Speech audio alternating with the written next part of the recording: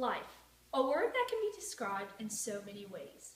The hardest part about life is experiencing death. It is something so hard to deal with and figure out what the reasons are for why it happens, especially when it is so sudden.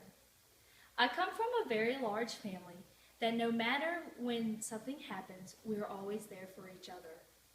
On April 5th, 2012, my family became so much closer than it already was. Early that morning, we received that one dreaded phone call that my Uncle Paul, who is my mom's brother, had passed away in a sudden car accident. He was in a car with four other people, and only three of the five survived. I remember that morning like it was yesterday. I felt so lost. I tried to make the most out of the day to be strong for my family, but it was not easy.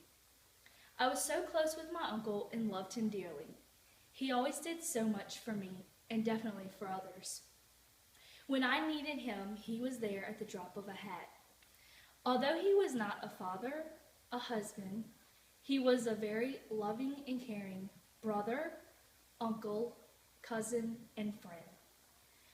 Growing up in such a small town and living there all of his life, Uncle Paul knew a lot of people and was always a phone call away when anyone needed him. I still can't figure out to this day why this happened to a person like him, but I do know that he is in such a better place watching over the family. I am so grateful to have had him as my uncle. He has taught me and my family, as well as others, how to love, laugh, and always smile. I do not hesitate to talk about him because he is that great of a person.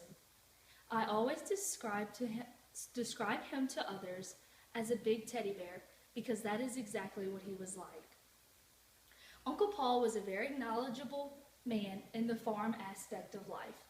He was a dairy farmer and did so much to help his mom, my Grammy, keep the farm running, as well as helping others on their farm when they needed it. Not a day goes by that my uncle does not cross my mind. There is always something that makes me think of him, and a big smile runs across my face. Thank you, Uncle Paul, for an awesome 19 years of being my go-to man.